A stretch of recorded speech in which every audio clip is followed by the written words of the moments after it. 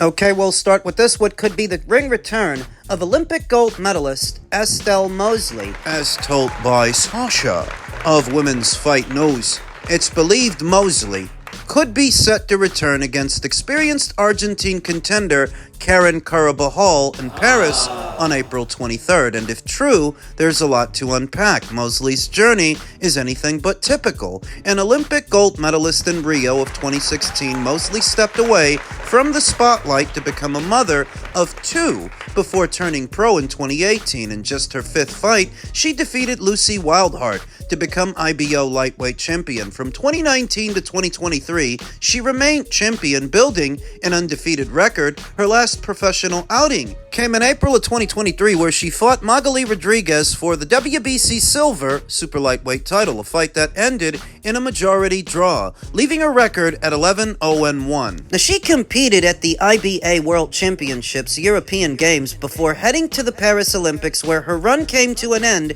in the round of 32 via split decision. Since then, she's been largely inactive in the pro scene until December of 2025, where she picked up a win in an 8-round contest under IBA Pro. In layman's terms, she tried to revive her amateur career, but had no success there, so came back under IBA Pro. The IBA used to oversee all of the amateur fights until they lost recognition from the IOC. Now they've thrown their hat in the ring of professional boxing, and she came back under them.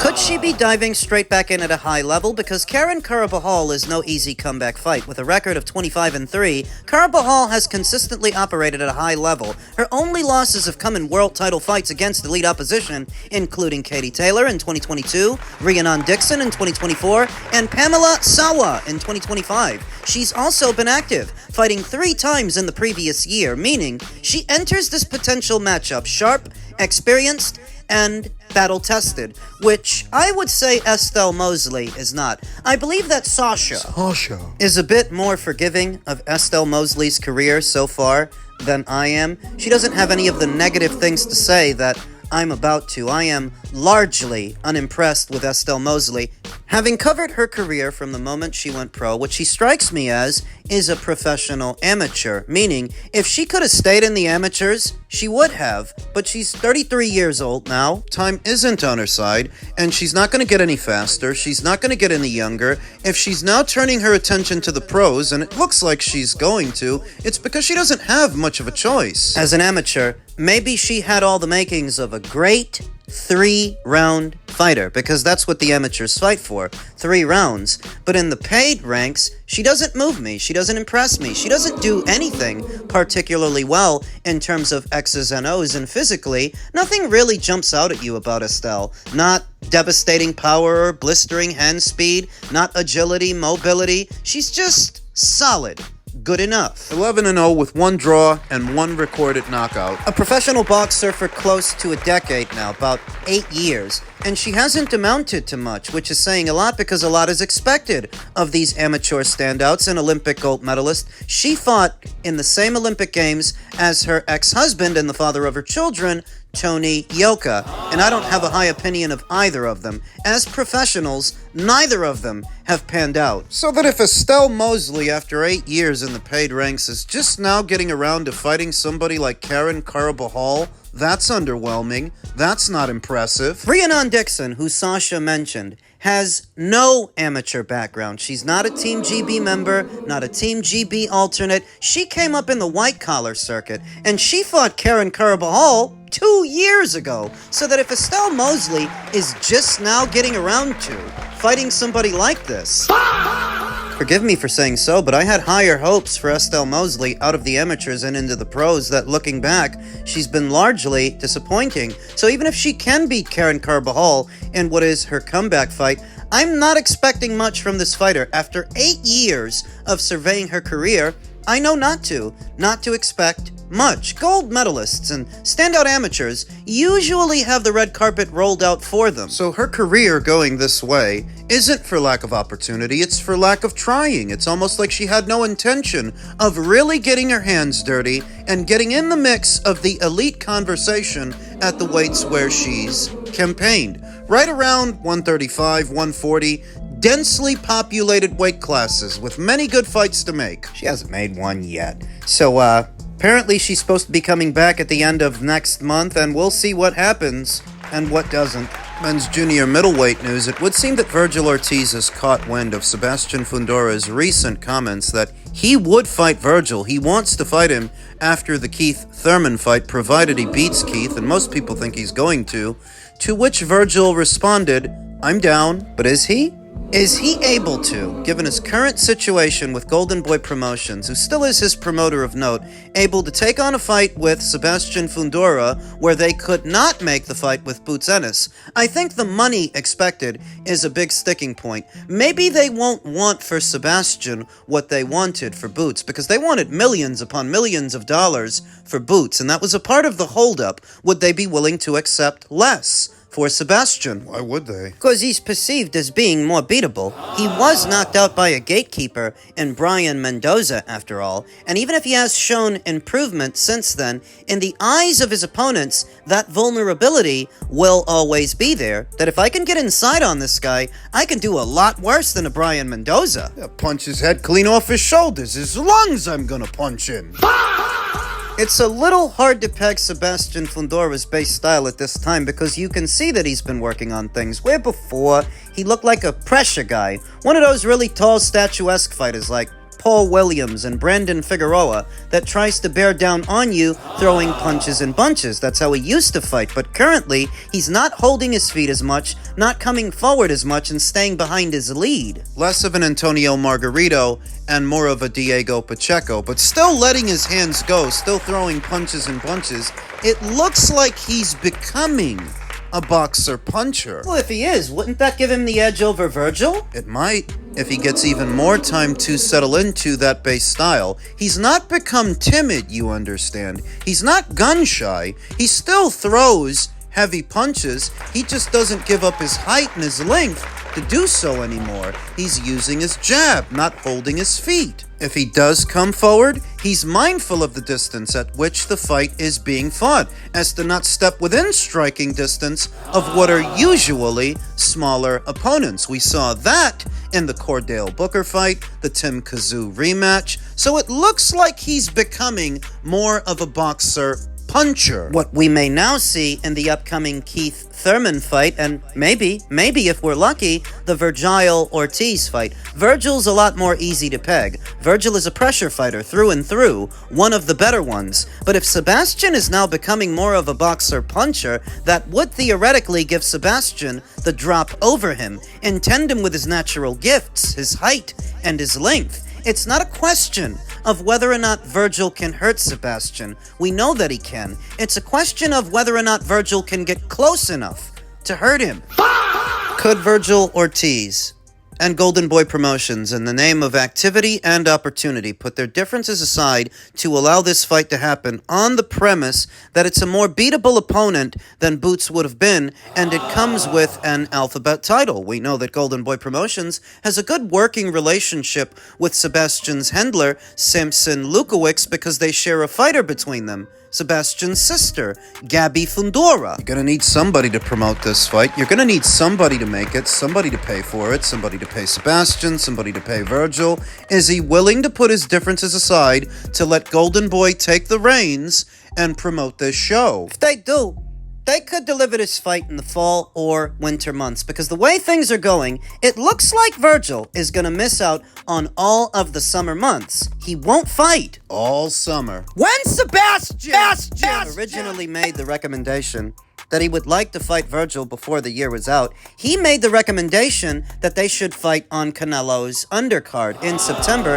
that we all know is being financed by Turkey El Sheikh. For a big Saudi bag, maybe everybody can put their differences aside. But of course, that's provided Turkey wants to use them.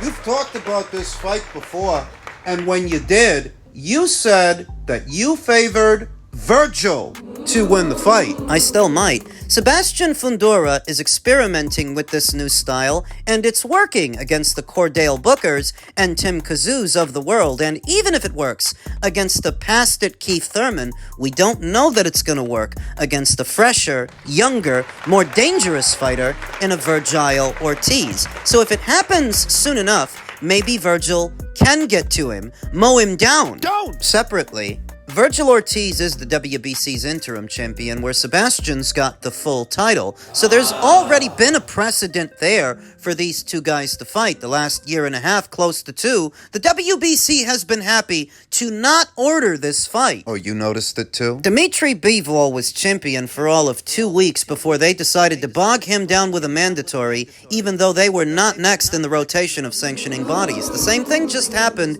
to Dalton Smith. He's been champion for all of 15 minutes before they decided to bog him down with a mandatory. Where is Sebastian, who's been champion since early 2024, has been allowed to do what he wants for close to 2 years without them ordering him to do anything? And bear in mind that Virgil's been the interim champion for roughly the same amount of time, because he became interim champion that same year. So it's about time they make this fight. Currently, they're seeking alternatives for Jaron Ennis. Now that they know he's not going to get to fight Virgil, they need to start doing the same thing for Virgil. Let Sebastian be an alternative for the Boots fight. If Boots fights Xander Zayas and Virgil fights Sebastian Fundora, that ain't bad. Not bad at all. How much time is Virgil Ortiz willing to lose to get away from Golden Boy Promotions? Is he set to sit out the rest of this year as a result of that battle, or will he make amends long enough to see himself fight for a title? Because he's been at this weight for a while now,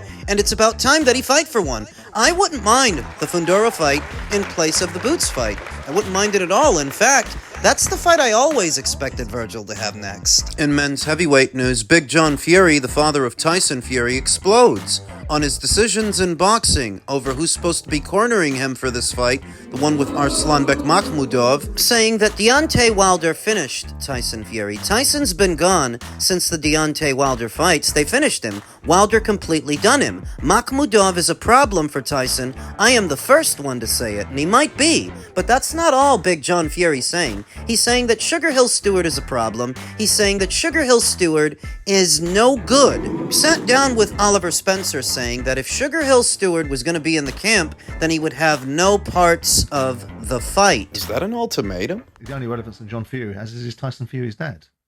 So with due respect to the circumstance, if you want to repair your relationship with your son, the best thing you probably shouldn't be doing is interviews with newspapers about it. For me, I always question that. I always think that's an unpalatable circumstance. That's making it about you. If you want to repair your private relationships, you repair them in private, not in the public domain. John, on the times that I've met John, I found him to be engaging and charming. But there's other times when I've seen him whether it's an act or curated or whatever, it's boorish, it's unpalatable, it's unpleasant. When you headbutt Ukrainians in front of Saudi royalty and behave yourself in a way that's not particularly appetizing, you get judged by it. So with due respect to the fact it's a scoop for these guys, I'm not hugely interested in John Fury's outlook and opinion. Nobody is. But if we are to evaluate John Fury's axe to grind with Sugar Hill Steward, what are you doing? Are you blaming him for his 2 losses to Alexander Usyk? I hate to break the news to you, but the difference between winning that fight and not winning that fight is not Sugar Hill Steward, is not Ben Davison or any other trainer that you can hire. The difference is Tyson Fury. Because he's the one's fighting the fight. They can't fight the fight for him, and let's be honest, John, you didn't start bellyaching about Sugar Hill Steward until after he lost the first one. All this new stuff that you're saying now, you weren't saying that. All this shit he's saying now, he didn't say that going into the Dillian White fight. He didn't say that going into the Francis Ngannou fight. He doesn't start up with any of this shit until after his son loses the first Usyk fight. Oh, now it all comes down to Sugar Hill Steward. It's all his fault. Is that it? As stated, winning and losing that fight doesn't boil down to anything Sugar Hill Steward could have done or didn't do, or no, it all boils down to your son, because he's the one in the ring, he's the one fighting the fight, and it's as simple as that. We often talk about the excuses that Deontay Wilder makes after he suffers a loss, but Fury makes excuses too. So does his dad. And they seem to be on the outs, which is what Simon Jordan was talking about on Talk Sport. A salient point If your private life, your private relationship with your son is on the rocks, you don't go blubbering to the media about it. All that accents is you like the camera time a little bit too much. He's the star of the show. Your son is. Not you. What do you look like talking to all these media outlets about how you're on the outs with your son? That should be private, privileged information. John has always liked the cameras a little bit too much. He's another one of these boxing dads that won't let it be about their son. They want to make it about themselves. Remember, for a brief period, Big John Fury was in the paid ranks. He was a professional boxer, but he never soared to the heights that his son did. So this is his way of living vicariously through him, albeit shamelessly. Expressing concern over the upcoming Arslanbek Makhmudov fight set to be broadcasted on Netflix, what is Tyson Fury's big ring return. Is he really concerned, or is that just for the cameras? Well, listen, Luke has been out of the ring for a little over a year now following the second loss to Alexander Usyk. Some people will tell you that Tyson Fury's legs are gone. They're not what they used to be. He doesn't glide around the ring as easily as he used to, and why would he? He's 37 years old, and he's always been a very top-heavy fighter. For all the comments about his agility, Tyson Fury looks like a sack of laundry sitting on a bar stool. He's always been built like that. I don't know why this guy never hit the squat rack at a hack squat to beef up those quads, to better carry all of that weight in the trunk. Because that's where most of the weight on Tyson Fury is. It's not in his arms, and it's definitely not in his legs. It's in the trunk, in the torso. So you figure that if the guy's not as light on his feet as he used to be, and he's only getting older, he's only getting slower, there is a chance that could make him easier to get to for Makhmudov, who doesn't have that many bells and whistles to him. He's just the big guy that hits hard. It's intriguing, and I'm genuinely excited for the fight. No complaints from me as far as the fight or the opponent choice. I look at Makhmudov as being a step up from a Sefer Seferi. A Francesco Pianetta. These fighters that Tyson Fury encountered upon returning from what was his initial retirement. I look at him as being a step up from a Tom Schwarz, maybe even an Otto Wallin, that if Arslanbek Makhmudov had to fight all four of those fighters, he would probably beat them. Yeah, he'd probably mow them down. So I take no issue with the opponent choice. I actually like the fight. It's intriguing, and it's even better that it's not a pay-per-view, because if Frank Warren and DAZN would have had it their way, we would have had to pay extra to see this. The way it broke down, we're going to get to watch it as part of our Netflix subscription, so it's a win-win. Even if Fury loses, it won't cost me and you anything. Think he's going to lose? No. I think he might hit the deck, though. I think he might have to climb off the canvas to get the win, get knocked down at least once because he's rusty, but I think Tyson Fury can win this one, I do. And I expect that he will.